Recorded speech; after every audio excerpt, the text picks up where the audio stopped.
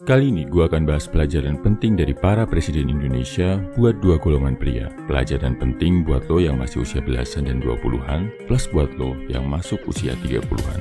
Pertama, buat cowok yang masih sekolah, masih kuliah, masih usia belasan dan 20-an. Perhatikan fenomena ini bro. Soekarno lahir di Jawa Timur, kuliah di Bandung, jadi presiden di Jakarta. Soeharto lahir di Bantul, Jogja, bertugas militer keliling Indonesia, mulai dari mengatasi pemberontakan di Sulawesi sampai di Irian Barat. Habibie lahir di Sulawesi, kuliah di ITB Bandung, lanjut ke Jerman, habis itu kembali ke Jakarta. Begitu juga dengan Gus Dur yang lahir di Jombang, lanjut kuliah di Mesir dan Irak sebelum kembali lagi ke Indonesia, buat jadi salah satu tokoh paling bersejarah di NU.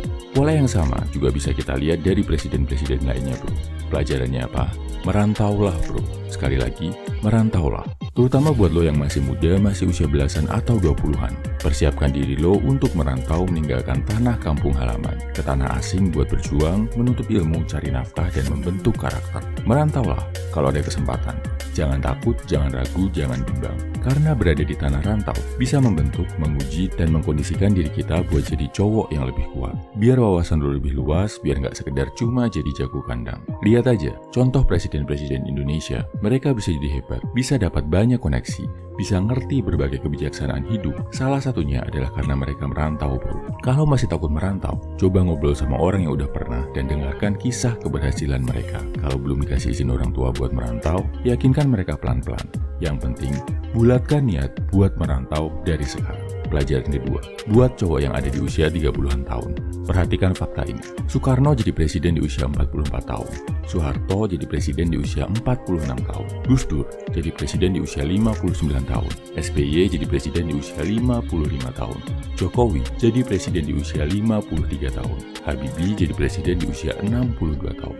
Paham ya? Artinya, kalau lo sekarang masih di usia 30-an bahkan 40-an tahun, jangan sampai lo merasa tua, merasa lemah, merasa udah nggak bisa ngapa-ngapain. Di usia 30-an, lo justru harus mempersiapkan diri untuk mencapai puncak usia emas. Usia matangnya pria dewasa dari segi kebijaksanaan. Di akhir usia 40-an sampai 50-an. Usia di mana pria dianggap udah cukup bijaksana, berpengalaman buat memimpin negara. Siapkan fisik, mental, kebijaksanaan lo di usia 30-an bro.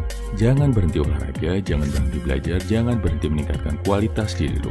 Jadi nanti masuk usia 50-an, lo bisa jadi panutan buat banyak orang, bisa jadi sosok yang dianggap bijaksana dan adil, dan bisa kasih inspirasi buat para pemuda Indonesia.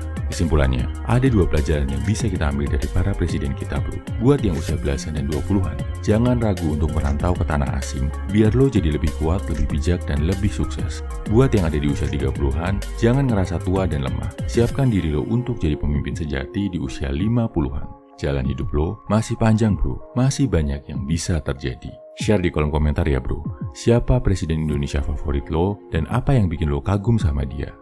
Salam Evil Human, semangat bro.